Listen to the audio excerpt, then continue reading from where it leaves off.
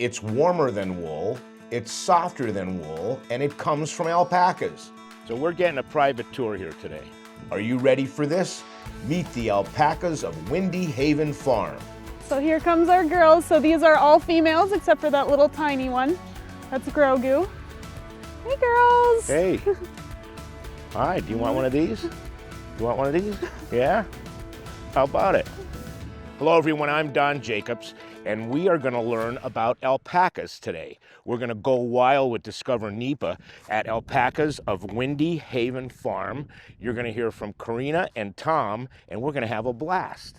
Now you said there's one that's 20 years old? Yes, 𝗄𝗏𝗪, who is right here. Today is her 20th birthday. And that was your first one ever? She is not actually our first alpaca, but she is our oldest. So Sally, the one that you're feeding, is one of our original 4. So we did start with 4. Right. We still have 3 of the original 4. So Sally, let's see. You're 20 years old. Yep, 20 years Happy old birthday. today. There's a happy birthday carrot for you.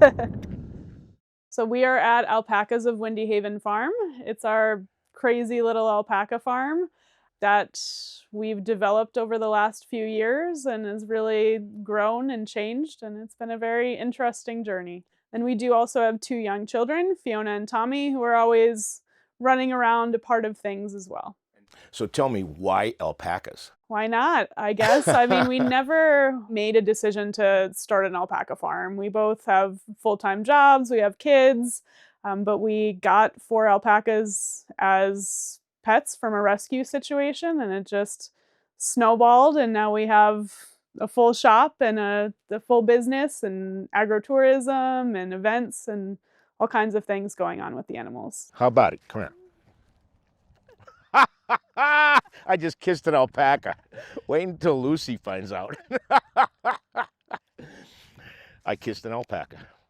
So alpacas are historically from South America, so the Andes Mountains, particularly Peru. They are not overly common in the United States. They're kind of like how deer are here. So they're very, very common in South America. Here they're much more unique, I would say. There are a couple of alpaca farms around, but it's not extremely common, but we really enjoy them. Do they have their own personalities? Absolutely. They absolutely do. All of our alpacas have names and personalities and stories of how they came to us. We look forward to introducing you to some of them.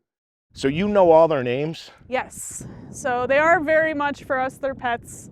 They all have their own names and their own stories and how they came to be with us. This one right here, actually, Betty White. We also have her daughter, Nancy Sinatra, who is actually right there. They were rescues from a barn fire. Okay.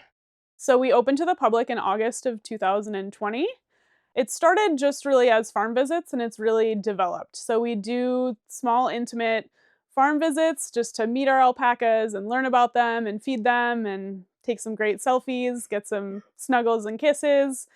We also do monthly painting events. We just started doing pottery. We do professional photo shoots, yoga, field trips, all different kinds of events. What about the holidays now coming up? Are you on the road? We are. So we are now moving kind of from our agritourism season more into our product season. So we will be at all different kinds of community events here over the next several weeks through the holidays. And then we also do have an on-site store. Alpaca fiber is incredibly soft. It's about 30% warmer than wool even when it's wet, and it's a lot softer than wool. It's actually closer, comparable to more of a cashmere quality. So it isn't picky the way that wool is because it's a longer fiber. It's also naturally moisture wicking, it's naturally odor resistant, and just really, really comfortable. And you've got products here that are actually made from your fiber, right? Yes, so some of our products are made specifically from our alpacas. I could tell you exactly which alpaca it is from in our herd.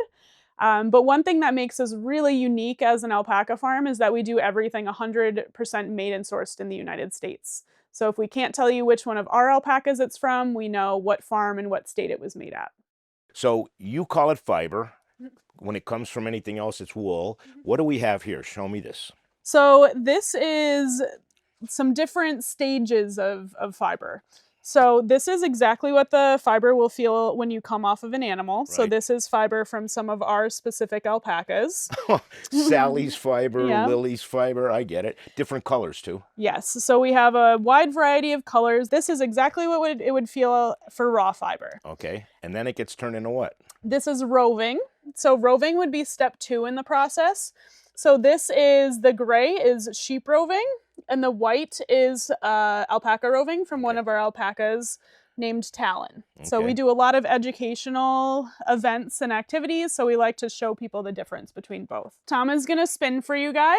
So you use the roving Okay. on the spinning wheel to turn it into yarn like this. Okay, and that's yarn. Yep, so these are all yarns specifically from our animals, and then you would crochet it and knit it into all of our wonderful products. So cool, so cool.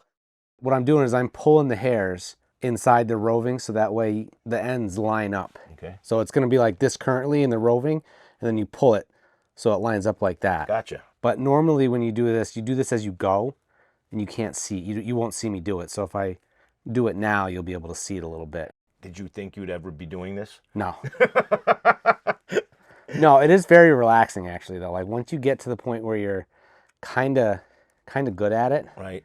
it's surprisingly, yeah, well, it's mindless. Yeah, it's very relaxing.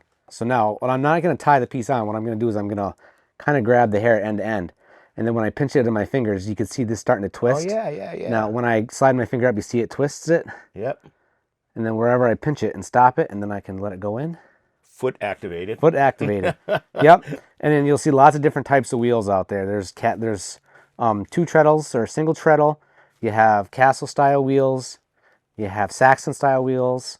And then you have walking wheels, which are like the Cinderella wheels that you Yeah. would think that you'd stand alongside of them. They're called walking wheels because there's no treadles. Okay. And you manually spin this wheel. And you take this on the road, you show kids, you use it educationally. Yep, we do this at schools and libraries, That's so cool. nursing homes sometimes for people to see.